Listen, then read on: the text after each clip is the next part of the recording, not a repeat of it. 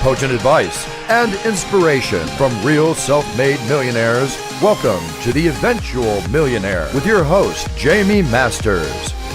Welcome to Eventual Millionaire. I am Jaime Masters, and I am so excited to have Matt Ruedlinger on the show. Now, he owns 3 companies. One's Triple R Marketing, Jones Caramel, and Fanvious.com. He's amazing. He's been in my program, so I feel like I've known him forever. We found out it was like 3 years, but I feel like I've known you forever. Thank you so much for finally coming on the show today, Matt. Thank you for having me on here. It's really an honor. I'm so excited. You have no idea when I have people on that I already have known from beforehand, especially because I already feel like I know your business. It gets me super excited. But then I have so many questions we can't squeeze it all in. So I'm going to talk fast and we'll see how this goes. So tell us first about Triple R Marketing, so that way we can get a sense of how you started growing. Okay. Well, Triple R Marketing is a marketing agency, and we work with businesses on search engine optimization, their online presence, websites. We help them with social media marketing, how to stand out. Then we also work with them on creating experiences. Then we also have a promotional product side of the business, which I love. So, but then you just told me a minute ago that jonescaramels.com was something that you actually just bought. Was it because you already knew a lot of the marketing pieces, so you decided to sort of buy this and implement it on your own? Well, there was 2 factors that came into why we purchased Jones Caramels. First was that we always sent our customers caramels on their birthday. And I could show you hundreds of emails and phone calls. It was the core part of really kind of an experience that we gave our customers. And Joan, the originator, was a personal friend of the family as well. And she came to me last year around October and said, I'm closing the business because I'm going to retire, and we got grandbabies and her husband's retiring. And I was like, oh no. So I bought 25 pounds of caramels right there just to try to get through for a little while. Came up with all these caramels.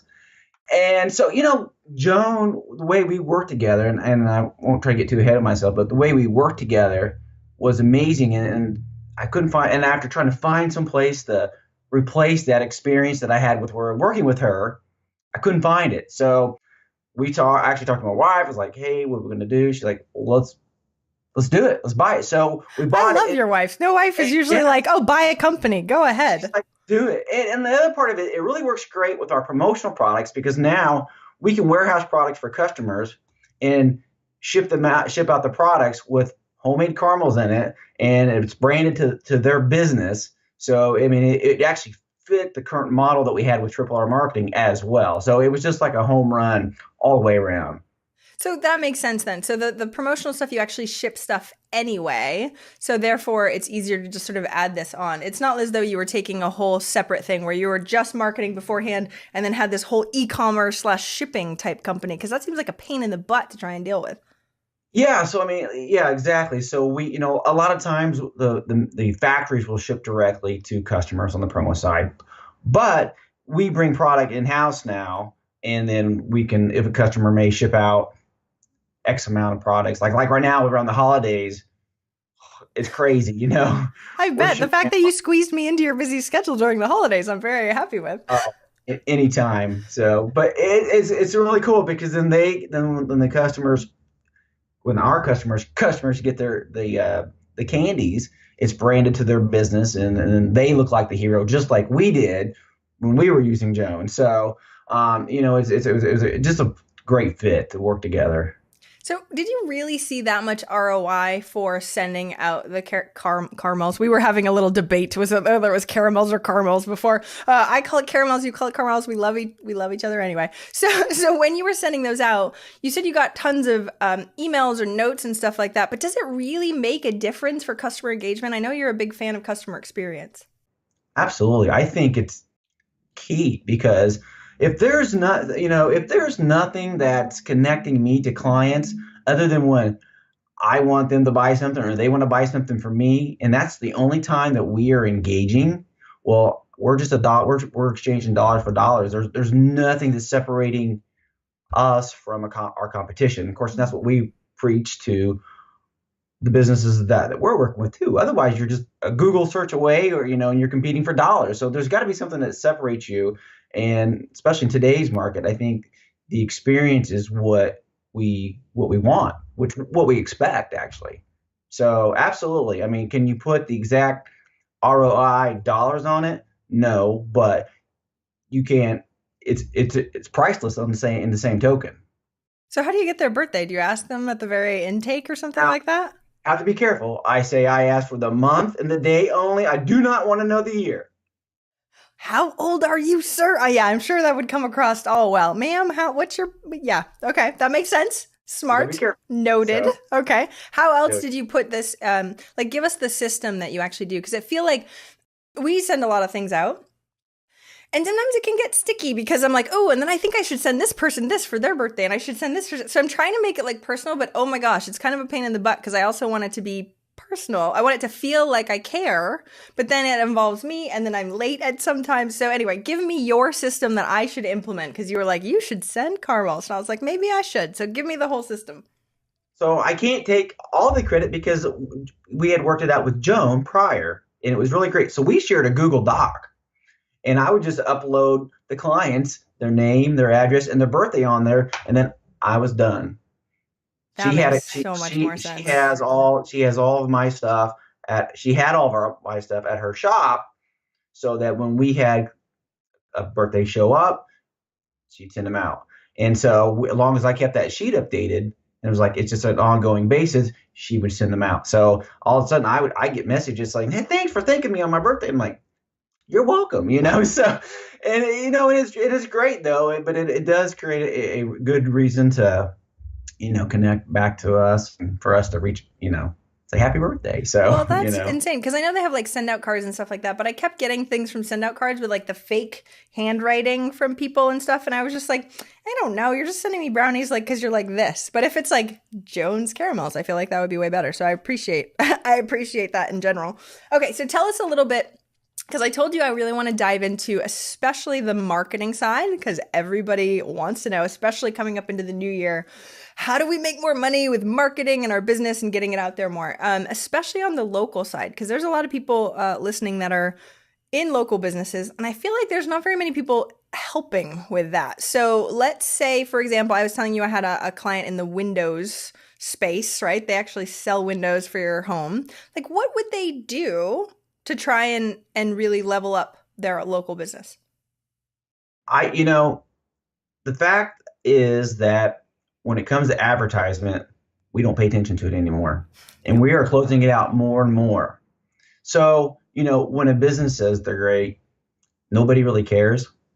But if you can get your customers to be your cheerleaders and tell other people how great you are, people will listen. Okay. So to grow the market, you've got to relate with your customers and engage with them and create a program, if you will, or a strategy to get them to talk about your business, to talk about how they use your Windows service online on social media. So if you need Windows replaced, call this ABC company because they came out and here's what they did. They were on time. They followed up. They really cared about the job that I did, or the job that they did. So people want that. People want to know that your business is legit, that you understand empathy and you understand the client. And I mean, that's how you break the noise on social media, is that you've got to get your clients talking about you, because otherwise you just kind of fall into everything else that's out there that nobody pays attention to. Well, and that's the thing, right? So to me, if you're going out and looking up something like this, like they have amazing Yelp reviews. Awesome, right? So everyone's like, okay, get local reviews, Google, blah, blah, blah. We know about that stuff right now. We've talked about it on the show a lot, but getting out to the new people. So how do you get the customers to talk about you? And is it a one-to-one, like, how do we even have them bring it up? Or do they post on Facebook? Or how do we get them to do that? First of all, you have to earn it. That's the key. So, I know a guy here that does water restoration, and they have a format that after the job is done, there's a checklist, and they say, hey, so-and-so, have I done everything to your satisfaction? Is there anything that I could have done better? So, you're already asking, and if they've done a great job, would you mind sharing your story that you had with us with your friends and family. I mean, if you do a great job and they really, you're doing what you're supposed to do and you earn it, people are very willing to do it. But you have to earn it. That seems to be the biggest hurdle is, are you really justifying asking for that? Valid point. Takes a little extra TLC. Okay. It's not just get in and get out. It's get in, like one of the first questions I believe they ask is, what's the most important thing to you that we take care of right now? Okay. So if someone's in the window company, let's go back to them. All right. If it's the whole house and it's a project that's going to last days, hey, is there certain windows that you would like us to replace first? Maybe it's for aesthetic reasons, maybe who knows what the reason is, but you're creating that dialogue with the customer. You're finding out what's most important to them before you just go in and tear the windows out, put the new windows in. So again, you're getting to know the client a little more. Sorry, right by our main road here with cars going by, sirens. But you're getting to know the client more, what's important to them, and you're addressing the situation first. And people remember that because we want that experience to feeling special. And, I think it's important for businesses to realize that when it comes to experiences, we expect it now. We don't go to one business and say, well, this is a different business. I'm not expecting an experience because I just had a great experience from someone else yesterday. It's becoming we expect it. It's just the way it's embedded in our DNA now. And if we don't get it, we're going to go to the next place. So, it's tough. I mean, it is tough, but it's something that you have to really focus on and, kind of, again, it's the whole empathy. Sometimes if you just stand back and realize, what do I want out of a company? What would the company have to do to, get me to say something about them, and you'd be amazed on what that opens up. It's actually caring, huh? Who knew? I actually have a construction company, a luxury construction company in the Dallas area. That's a client of mine. And I told her to go bring bottles of wine or gifts or chocolates to their house and see the work again, and then strike up a conversation. Because imagine if you had somebody actually go to your house and care. Now, of course, these projects are $100,000, $200,000, $300,000 projects, so it's worth going to somebody's place and actually making sure that it's there. But I feel like nobody does that anymore. We're so into the analytics and the numbers of everything. They're like, oh, you're just a widget online, done, sold. So we've got the marketing side that we were sort of going after for local stuff. How did you grow your marketing firm? Because there's 1,000 service businesses that are very, very similar that are looking to grow and get clients and all that fun stuff. How did you really make Triple R Marketing stand out comparatively to everyone else? I know you sent caramels, which was definitely a help. So we found. So what else did you do? I really understood the impatience of people was a lot of it, and I'm just as bad. I'm probably the most impatient person you'll ever meet. And so I've learned to be, with the rest of us, that when a client asks for something, we're quick to reply, even if we don't have the answer yet. But we've acknowledged we've got your question, or we know what we need to do. We're working on it. And, that there has been huge, because a lot of times we hear that people don't get back to them by the end of the day or the next day, and people are not going to wait. And so, getting that, but that's part of it. The caramels obviously is a big help now, but from when we started, just really getting to know who you're working with. It's a saying by Gittimer that says people like to deal with their friends or like to work with friends, and I really think it is. I think we're closer to everybody than we think we are, and that.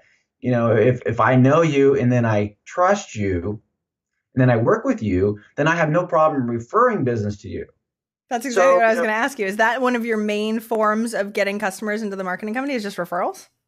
Yes, we're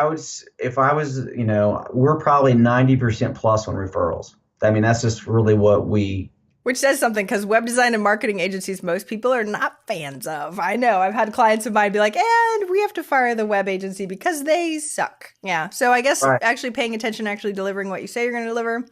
Yep. Who knew that's such a big differentiator in the market? That's kind of sad, but awesome for you. Well, and I think that, this is probably going against the grain. I mean, and I'm all about data and understanding the funnel, but sometimes it's just going back to the basics of getting to know who you're working with, creating a little more than just business with them, and find out what's important to them, and do what you're going to say you're going to do. I mean, it's actually, technology is great, but it's made us closer, and I think that's where it's going even further as technology evolves. So it is counterintuitive that we're like supposed to automate, and then yet the personal touch is actually what's driving our differentiation right now. So now that you have Jones Caramels and you're like, okay, I have this online e-commerce type thing, and you hadn't, I know you said you integrated it a little bit, but how do you market that? So like, what have you done this whole year to try and really level that up? So this year's we've changed some things with it. We changed like the wrapper, because the way it was done before was a little labor intensive, and we're going to change the packaging on the box. But we teamed up, for one thing we did is we kind of wanted this to be a mission as well. So we've teamed up with Backpack Blessings. So every time you buy a bag of caramels, we donate 50 cents to Backpack Blessings. So that was something that we were really excited about. And so that's also helped spread the word, because people realize that it's helping, a cause during that. But we use a lot of SEO. I mean, we're selling when people are looking for homemade candies and things like that. So we're using the SEO side of it to show up. And then obviously Facebook is a big targeted market that we use. Ooh, what do you do on Facebook?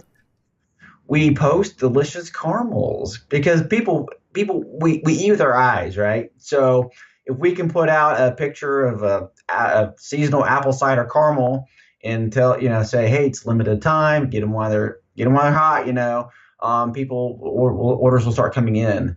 And or just my mouth water just saying that. Even I went to the movies and they had the Coca-Cola ad, and I was like, man, I don't even like Coke, and I really, really want a Coca-Cola. It's so annoying. You're using it against us, dude. Yeah.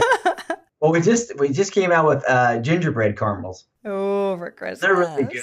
I'm the taste tester, just in case anybody's wondering. That's why you bought the company. Now I understand. Yes, somebody's got to do it, though. Quality control. Problems. We have such problems as business owners. Okay, so SEO, though, was it already ranking in SEO, and how did you level it up? Because the thing is, with everything that's been changing with Hummingbird and all the other craziness, everybody's sort of going back and forth. A lot of my friends have ranked way the heck better, and some have not. So what did you do inheriting a company that already had something? I don't know how great their marketing was beforehand. And what did you actually do tactically to level it up? Well, with the SEO, I mean, I think it's kind of like the app world. It kind of plateaus at some point. In SEO, obviously, Google's always changing things, but it's kind of a unique area where we're at now, because now the websites, once they're built, as long as if you're putting good information on there, that and doing the right title tags and creating information that people want to learn about, read about, and they stay on your site, which helps your bounce rate.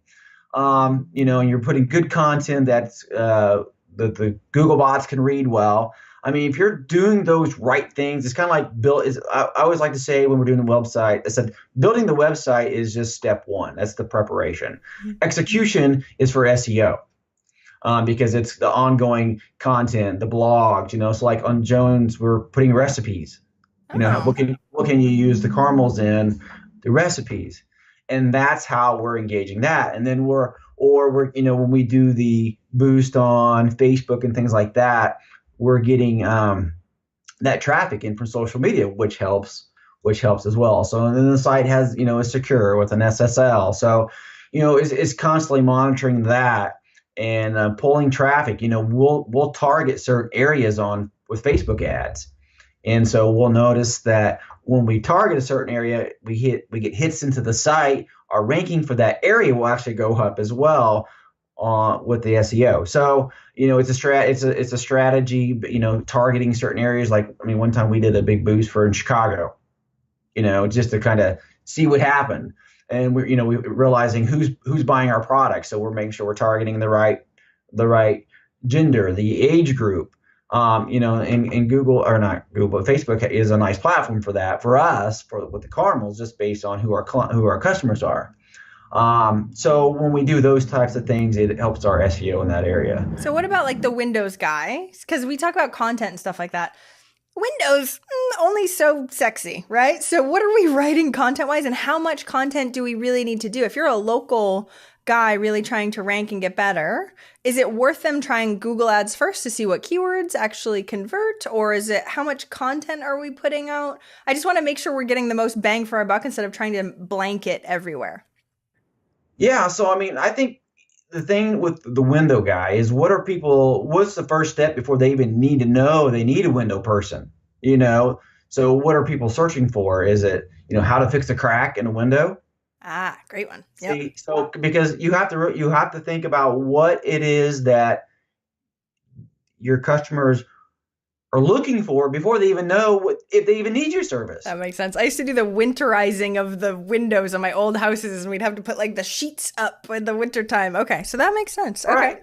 So just like you said, so how to winterize your house, and so if how to how to check the during the springtime for your windows, and yeah, so while windows may not be the sexiest thing in the world, but you can still have some fun. Is that window company doing anything in the community?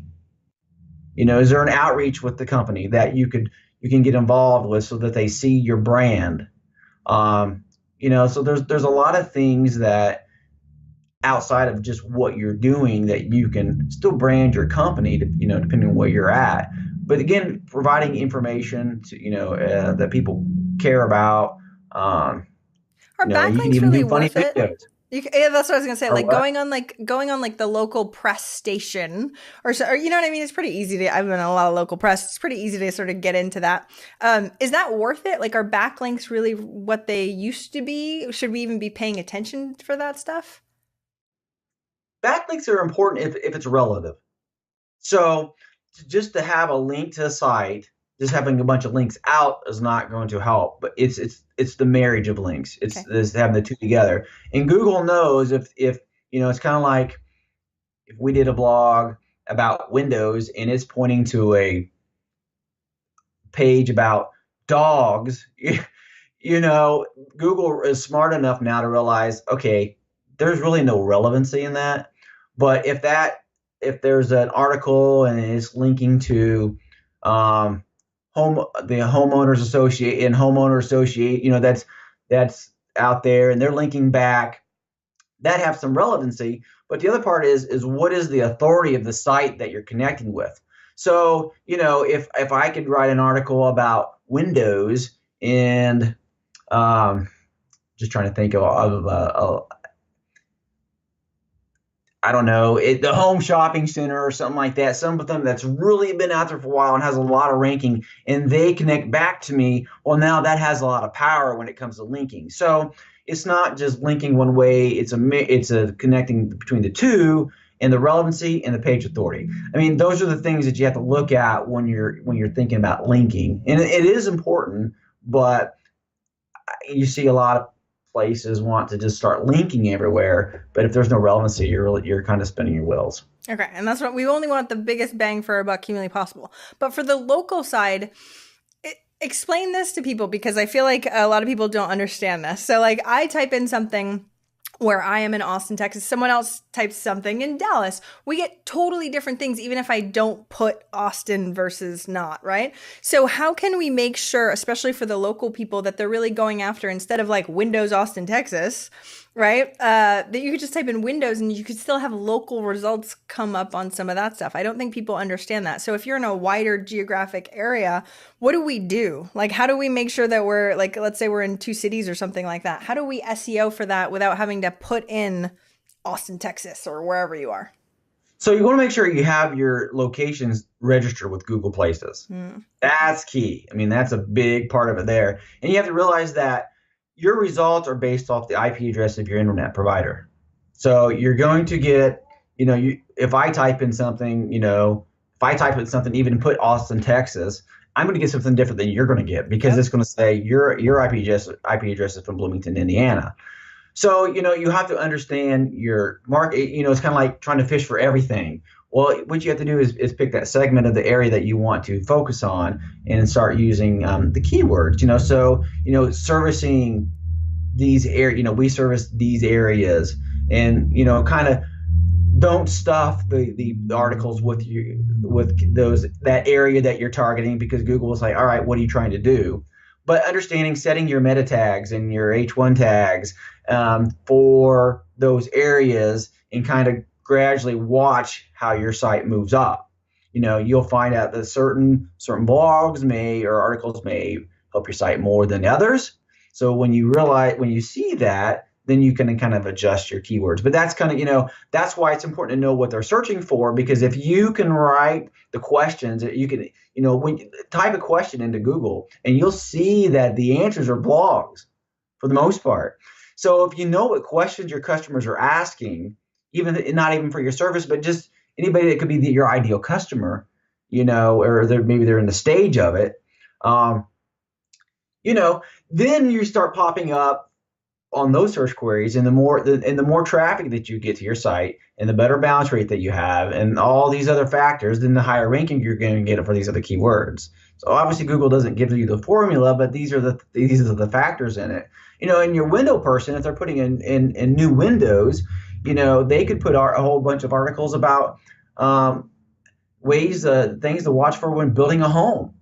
It doesn't have to be just to the windows. It's, again, finding those clients and what are they looking for, that you can help them to brand yourself, so that when they're looking to build a house, okay, well, I need windows. Well, this place has helped me out. I want to give them a shot. See, I love that. I feel like SEO has evolved a lot, because 6 years ago, when I first started online, it was way more complicated, because it was so much more about backlinks and blah, blah, blah. Not that it's not competitive now, but I feel like as long as people are doing what they think, like you said, actually asking the questions that seem relevant. Oh, wait, we write the content that actually would help people. Huh, who knew? And just make sure that it's the wording as if people would say it. It's insane that it's become so much easier, because I feel like everybody else is, like you said, keywords stuffed the heck out of everything else. So Google changed its way. And I feel like Google changed its way, which is making it easier for people that aren't necessarily techs. Because it's not like they have to go nutso and Google keyword tool and go, okay, this is it, and then this is the less ranking and blah, blah. I feel like as long as you're just putting out really awesome stuff that is exactly what your people need in local, trying to rank for the term millionaire would be way harder. Though I got to number 2, I think, way back when I was trying for it. Not my audience, by the way. Not my audience. I just want to, it was Who Wants to Be a Millionaire was the most common. It's like, that was dumb to go after that keyword. But lesson learned, right? And so like you're saying, I feel like as you start moving forward, you'll start to figure out what's working really well and what isn't, as long as you put a bunch out. So I love you saying that, because I feel like people feel like it's so scary to even attempt. So they'll hire someone like you, which is awesome. And they'll be like, just do your magic. And you're like, well, you have to work with me here. Like, I need to know your people, and you need to tell me this. And you know what I mean? It's a lot of give and take. There's no instant gratification when it comes to SEO. And once you get that ranking, it's an ongoing base. It's not just you're there because everybody's fighting for the space. And I think I really like the changes they've made. I think they've made it rewarding for those that are trying to do the right thing and become value for your customers. So I really like the changes that Google has made, and I think it's it's kind of, obviously it'll always change because they're changing all the time. But I do like where it's at, and how they've made it better for the small, really for the small business. So I know we have to start wrapping up in a second, and I'll ask you the last question in just a second. But I know you have promotional products. What is actually beneficial right now in promotional stuff? Because I feel like I've gone to so many conferences, and you're like, oh, I got another pen and it says this. Oh, I got another USB drive and it says this. They're like the standard things where I feel like there's something new or better that needs to be coming out in the promotional side. So what are you seeing, and what trends do you think are actually working better now for that side? Yeah, it's really interesting because businesses are kind of realizing, well, hey, this is just another pen that I'm going to throw in my drawer. And so I just spent all this money on this stuff that really not going to get anything out of it. So businesses are looking at more nicer things that relate. When they give it to customers, they're like, oh, wow, that was really nice. It's a little more, I guess. Mm-hmm. come January, all the new products come out, and the big push is products that are more toward the retail line. So like we've got some mugs. They look like, the Camelback drinker. Okay. Yep. So, that's probably one of our hottest selling things that we've had this year. People would actually use it. Huh? Who knew? And like, well, remember the shirt I sent you a while back when I was in your hustlers class, which is why I'm here today. And, something that people really will use versus just a standard pin or, a koozie. I'm not saying that those little things ever go out of style, but they're not as hot as it used to be. It's kind of understanding who your customer is. What are they going to use? So that's kind of where really things are going. And T-shirts are different. The type of T-shirts, believe it or not, the softer kind of T-shirts and things like that. Those are hotter items now because people will wear them, even if it's for pajamas. But they'll wear them and not just put them in the drawer where they wear it once and then it's gone. So quality of product is becoming a big trend in the promotional product because, again, kind of going back to, the value of what your investment. So it's a neat time for the promotional industry actually right now because of the change. See, I think that's really interesting too, because everybody would be like, oh, another T-shirt. Oh, great. But when we did our T-shirt, and we sell ours too, but people would be like, oh, it's actually nice. And you're like, that's sad that we have to be like, oh, that's actually kind of nice. I know Pat's doing a thing for his birthday that just happened where he's doing T-shirts. And I'm like, why are you doing T-shirts too? He's like, I just feel like people want to show their pride a little bit more and they really want to get out there. But you have to make sure that it is actually something people will wear. Otherwise, it's absolutely nothing and you threw away your money. So yes, it's a little more expensive. But if it actually works, it's way different than if it's not. What do you suggest? So like I have T-shirts, right? We got a new logo. We got a new website. I'm super excited about that. Nice. We're doing new T-shirts, which is awesome. Tell me what I can do with those. So we sell them on the site, and which is both a wonderful and a pain in the butt to ship out thing. But people get stopped in the Starbucks. Apparently. I mean, I get stopped normally, but I'm used to that. Like Eventual Millionaire is like a thing. I have tons of people being like, oh, I got stopped. So I feel like I could do something more promotional with the T-shirts. What should I do?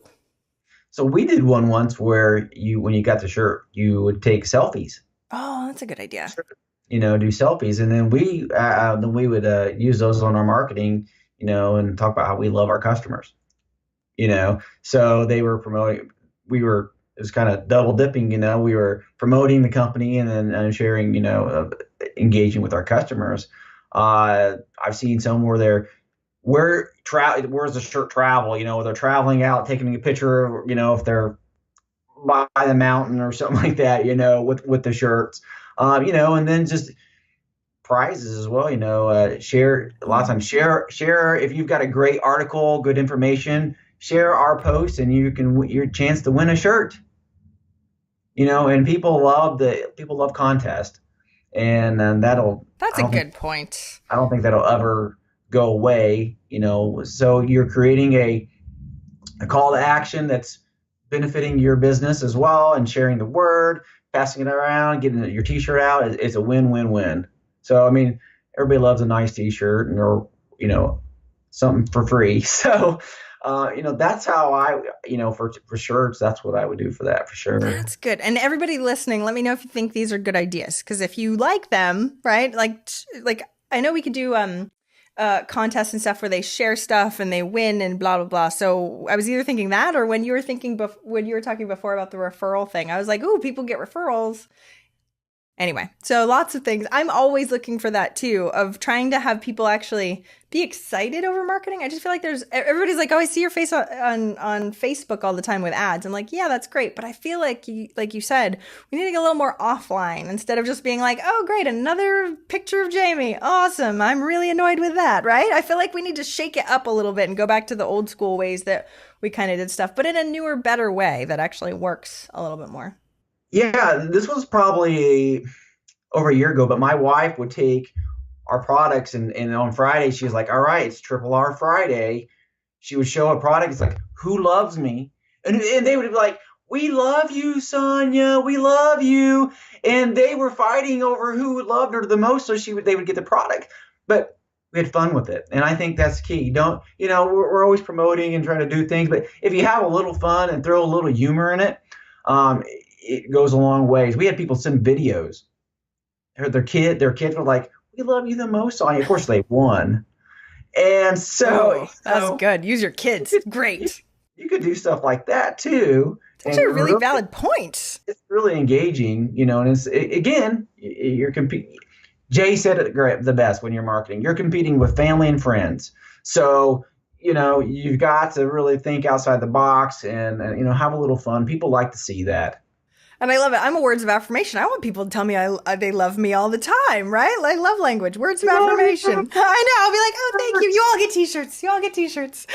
But I told you we're really leveling up the live stream coming up, and that's actually a really valid point. Sharing the live stream and actually winning stuff, whoever's the highest level, that's not difficult at all. So thanks for all the free advice, Matt. Appreciate it. I know we have to start wrapping up right now, but what's one action, just one, listeners can take this week to help move them forward towards their goal of 1 million?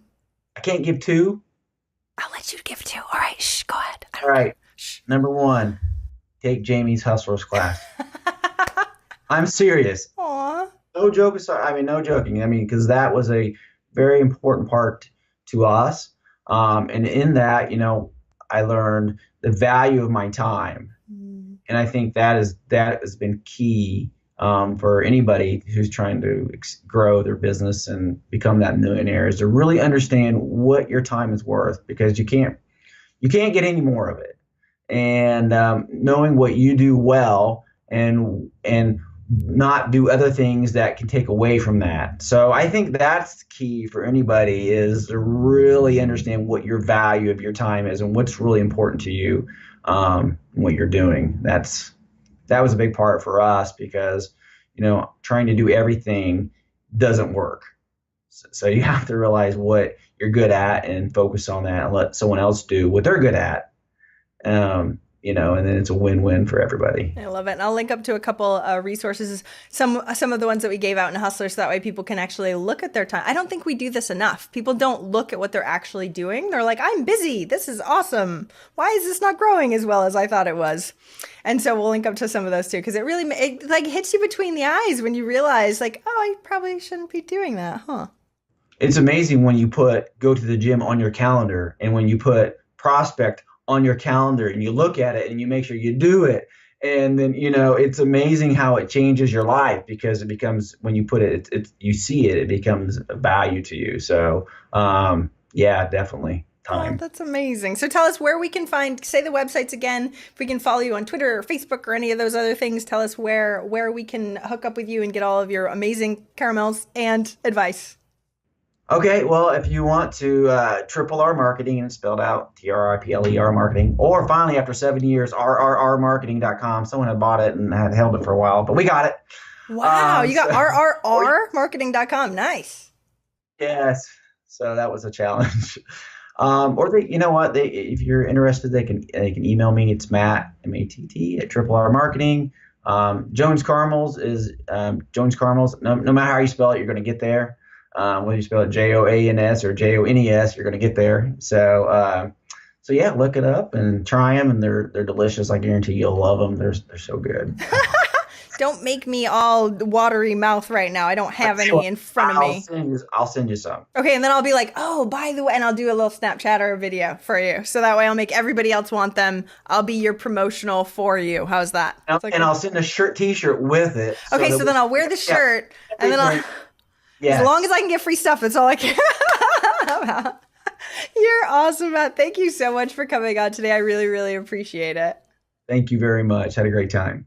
Thank you so much for listening. I hope you enjoyed that interview. And if you want to check out more amazing resources, I'm only curating the best of the best. Go check out eventualmillionaire.com. You can take the Eventual Millionaire quiz, figure out where you are in business and what you need right now. Plus, you can look at curated resources specifically for you on the new Start Here page. I'm so excited. Please join us. Please let me know if you need anything at all. I'm here for you. And have a fantastic day. Bye.